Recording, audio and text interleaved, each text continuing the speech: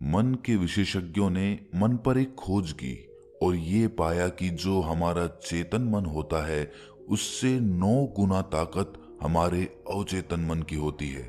अगर 1 गुना ताकत चेतन मन के पास है तो 9 गुना ताकत अवचेतन मन के पास है। आपने कभी ख्याल किया कि आप समझते तो हैं कि क्रोध करना, आलस्य करना बुरी आदत है। हम जानते हैं, समझते हैं, लेकिन फिर भी उन चीजों से दूर नहीं रह पाते हैं। फिर भी हमें परिस्थिति पलटते ही गुस्सा आ जाता है, आलस्य आ जाता है। तो अगर हम जानते हैं और समझते भी हैं कि ये सारी बुरी आदतें हैं, लेकिन फिर भी हम छोड़ नहीं पाते हैं, तो इसके पीछे क्या कारण हो सकता है? कभी ख्याल किया आपने, सोचा? तो इस विषय को समझने के लिए हमें अपने मन की चाल को समझना होगा। जब तक हम अपने मन को नहीं समझेंगे तब तक हम ऊपर से चाहे कितने भी प्रयास कर लें, कितने भी संकल्प कर लें, वो संकल्प सब के सब थोथे निकलेंगे। उनसे कुछ बुनियादी बदलाव नहीं हो पाएंगे। हमारे इस चैनल पर हम मन को समझने की एक सीरीज तैयार कर रहे हैं जो कि अलग अलग किताबों और हमारे ऋषि मुनियों की खोज पर आधारित होंगे। तो अगर आप अपने मन को अच्छी तरह से समझना चाहते हैं, उससे वो काम करवाना चाहते हैं जो आप चाहते हैं, उससे अपने नियंत्रण में रखना चाहते हैं, तो इस चैनल को सब्सक्राइब करना ना भूलें और बेल नोटिफिकेशन को भी जरूर दबा दें। चलिए अब अपनी चर्चा शुरू करते हैं। सबसे पहले हमें चेतन और अवचेतन मन के अंतर को समझना होगा कि हमारा चेतन मन किस तरह से काम करता है और हमारा अवचेतन मन वो किस तरह से काम करता है। इसको हम एक छोटी सी कहानी के माध्यम से समझने की कोशिश करते हैं। एक बहुत ही बड़ी हवेली में एक बहुत धनवान सेठ रहा करता था। उस हवेली के द्वार पर हमेशा एक पहरेदार तैनात रहता था। जब भी कोई हवेली में उपद्रव होता, कोई शोर शराबा होता, लड़ाई झगड़े की आवाजें आती, तो उस हवेली के पड़ोसी उस गेट पर पहुंच जाते और हवेली के दरवाजे पर पहुंचकर उस पहरेदार को खूब समझाते कि भाई तुम्हारी हवेली से बहुत सारी आवाजें आती है, लड़ाई झगड़े होते हैं, इससे हमारी शांति भंग होती है। कृपया करके इस लड़ाई झगड़े को खत्म करो, इस शोर शराबे को नियंत्रण में रखो। तो पहरेदार इस पर जवाब देता कि मैं जानता हूं कि लड़ाई झगड़ा करना, शोर शराबा करना बहुत ही गलत चीज है। मैं खुद भी उससे परेशान हूं। जो हवेली में लड़ाई झगड़े होते हैं उससे मेरी भी शांति भंग होती है। लेकिन आप मुझे क्यों समझा रहे हैं? इसका कारण मैं नहीं हूं, बल्कि मेरा मालिक है, उसे समझाओ जाकर अंदर। बात बिल्कुल सही थी, इसमें पहरेदार की कोई गलती नहीं थी। जब भी मालिक को कोई उपद्रव करना होता, वो सीधा दरवाजे पर पहुंच जाता और वहां पर उपद्रव खड़ा करके फिर अपनी हवेली के अंदर चला जाता। और जो लोग उस उपद्रव से अशांत होकर हवेली के दरवाजे पर आते, वो उस पहरेदार को समझाने लगते। बिल्कुल इसी तरह हमारा मन भी होता है। हमारा चेतन मन और हमारा अवचेतन मन। हमारा चेतन मन उसी पहरेदार की तरह है। पहरेदार को तो पता है कि गुस्सा करना, उपद्रव करना गलत बात है, बुरी बात है। मतलब कि हमारे चेतन मन को तो अच्छी तरह पता है कि गुस्सा करना, आलस्य करना, काम वासना पैदा करना, ये सब बुरी आदत है। लेकिन ये सारी चीजें, ये सारे उपद्रव वो जो अंदर मालिक बैठा है वो खड़ा करता है, और वो होता है हमारा अवचेतन मन। हमारा चेतन मन तो बाहर पहरेदार की तरह खड़ा है, लेकिन हमारा अवचेतन मन जो इन सारे उपद्रवों की जड़ है वो हवेली के अंदर बैठा हुआ है। और हम हमेशा हमारे चेतन मन को समझाते रहते हैं कि भाई ऐसा करना तो गलत है, तुझे समझनी चाहिए ये बात। और हमें लगता भी है कि हमें समझ में आ चुका है, जैसे वो पहरेदार भी समझता है, लेकिन उससे कोई बुनियादी फर्क नहीं आता। हमने अपने आप को बहुत समझाया होगा और हमें ऊपर से देखने पर लगता है कि हाँ, हम समझ भी गए हैं और अब तो हमारी जिंदगी में बदलाव हो ही जाएगा। लेकिन हम दूसरे ही पल पाते हैं कि जीवन में तो कुछ भी बदलाव नहीं हुआ। तो ये सिर्फ हमारी नासमझी के कारण होता है। हमारी नासमझी हमारे चेतन मन को समझाती रहती है, हमारी बुद्धि को समझाती रहती है, लेकिन हमारी सीख, हमारी समझ केवल हमारे चेतन मन तक ही सीमित हो जाती है। वो हवेली के अंदर उस मालिक तक, उस अवचेतन मन तक कभी पहुंच ही नहीं पाती, और इसी वजह से हमारे जीवन में कभी भी बुनियादी बदलाव नहीं हो पाते हैं। ये ठीक उसी प्रकार है कि कोई आपको आकर कहे कि पौधे में अगर पानी डालोगे तो उसमें फल आएंगे, उसमें फूल आएंगे, और हम जाकर उस पेड़ की पत्तियों पर जल छिड़कने लग जाते हैं। लेकिन पत्तियों पर जल छिड़कने से उसमें कभी फल या फूल नहीं आएंगे।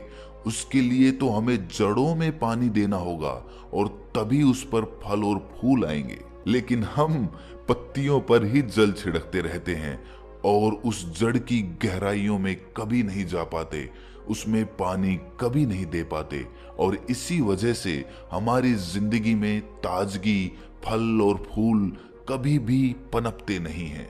तो क्या कोई ऐसी प्रक्रिया है जिससे हम अपना संदेश अपने अवचेतन मन तक पहुंचा पाएं? और यकीन मानिए, अगर हम अपना संदेश अपने अवचेतन मन तक पहुंचा देते हैं तो हम अपनी दुनिया में कोई भी इच्छा प्राप्त कर सकते हैं, कोई भी लक्ष्य हासिल कर सकते हैं, क्योंकि हमारा अवचेतन मन हमारे चेतन मन की तुलना में 9 गुना ज्यादा शक्तिशाली होता है। जब भी कोई मनोवैज्ञानिक किसी के मन से उसकी दबी हुई बातें निकलवाना चाहता है, उसके अतीत में जो घटनाएं घटी हैं उनमें साक्षात रूप से प्रवेश करना चाहता है, तो वो हिप्नोटिज्म का इस्तेमाल करता है। आपने हिप्नोटिज्म की प्रक्रिया देखी होंगी। मनोवैज्ञानिक किस तरह से उसको हिप्नोटाइज करके उसके मन से सारी सूचनाएं निकाल लेता है। उसके पास ऐसी क्या प्रक्रिया होती है जो वो किसी के मन से भी मनचाही चीज निकलवा सकता है, किसी के मन को भी अपने काबू में करके उससे जो चाहे वो काम करवा सकता है। जी हाँ, सही सुना आपने। अगर आप अवचेतन मन की चाल को समझ लेते हैं तो आप सिर्फ अपना ही मन नहीं बल्कि किसी भी व्यक्ति का मन अपने वश में कर सकते हैं।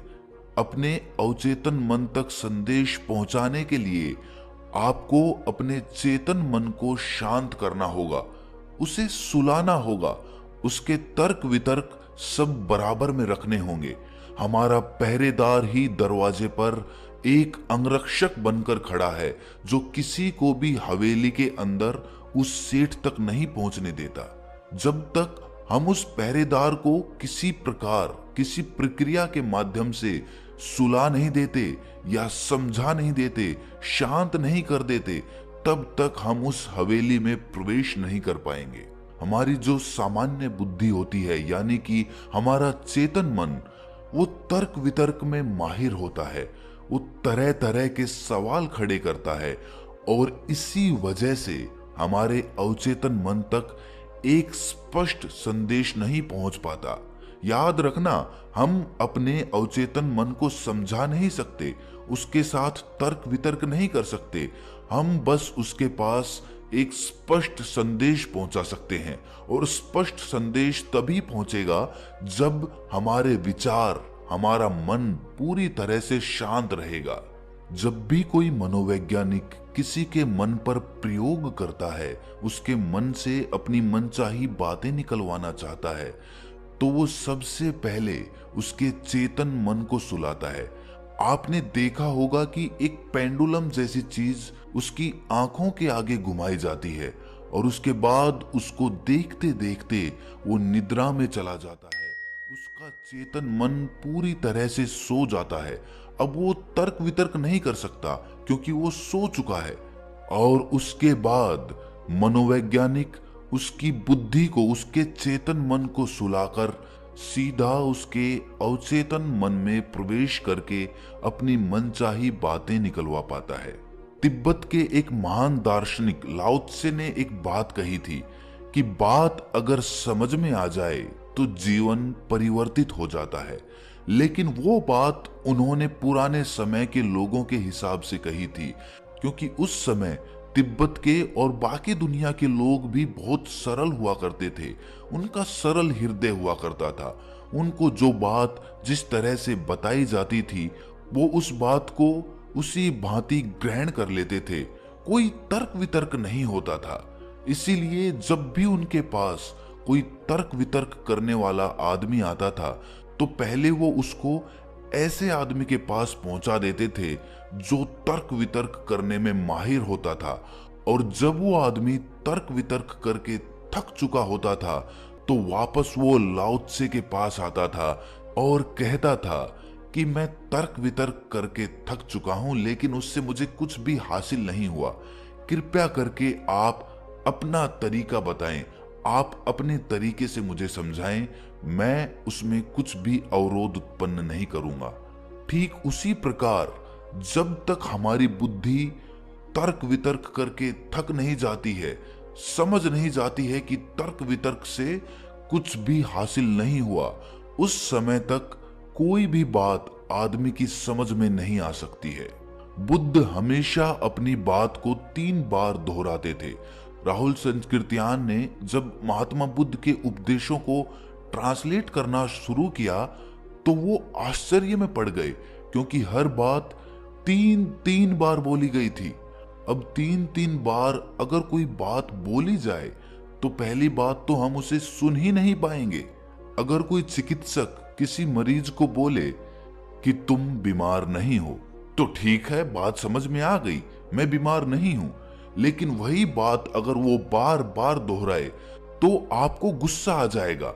वो कहेगा कि हाँ भाई, समझ में आ चुकी है, एक बार में ही समझ में आ गई थी कि मैं बीमार नहीं हूं, तो इसको बार बार दोहराने का क्या मतलब है। लेकिन किसी बात को बार बार दोहराने से आपका चेतन मन उससे बोर हो जाता है। बार बार सुनने से आपका चेतन मन उस पर कोई ध्यान ही नहीं देता।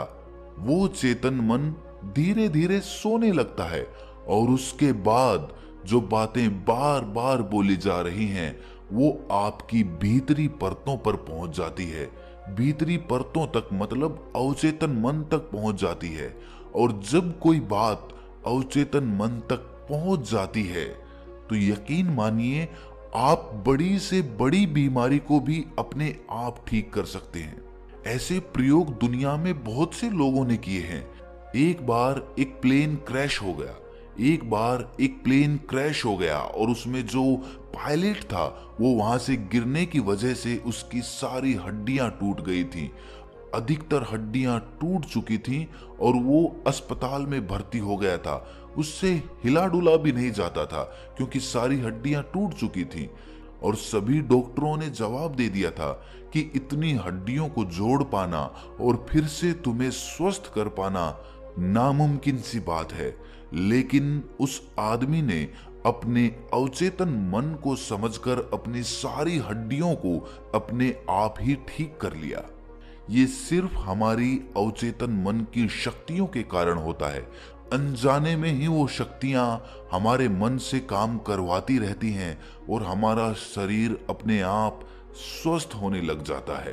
पुराने समय में लोग सरल हुआ करते थे, साधारण हुआ करते थे।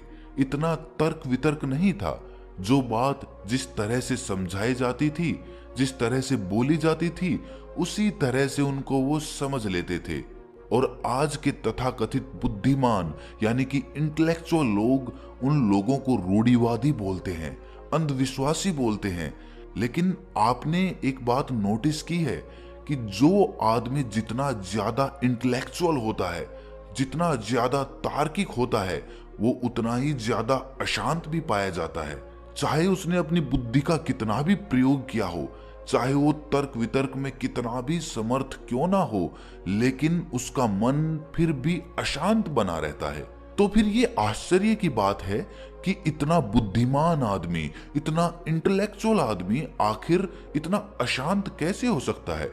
क्योंकि वो तो समझता है कि शांति ही जीवन का परम लक्ष्य होती है और फिर भी वो अशांत होता है। तो इसका सीधा सा एकमात्र कारण होता है कि जो बुद्धिमानी होती है वो हमारे चेतन मन का एक रूप होती है। चेतन मन से हम अपने रोजमर्रा के काम कर सकते हैं, हम उससे कोई भाषा सीख सकते हैं, उससे हम गाड़ी चला सकते हैं, उससे हम गणित सीख सकते हैं।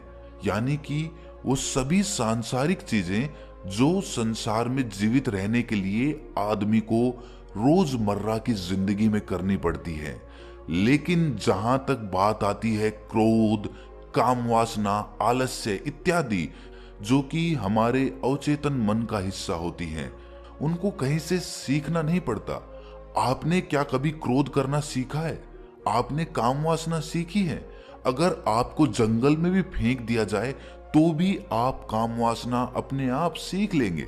तो इसमें हमारे चेतन मन का कोई भी रोल नहीं होता है, इसमें सिर्फ और सिर्फ हमारा अवचेतन मन कार्य करता है। यानी कि जो चीजें प्रकृति ने हमारे स्वभाव में भरी हुई हैं, वो सिर्फ हमारे अवचेतन मन के माध्यम से बदली जा सकती हैं। जबकि हमारा चेतन मन गणित वगैरह सीख सकता है, क्योंकि गणित वगैरह के प्रति हमारे अवचेतन मन में कोई भी विरोध नहीं है, क्योंकि उसके पास उसका कोई गणित ही नहीं है, उसको उसके बारे में कुछ पता ही नहीं है।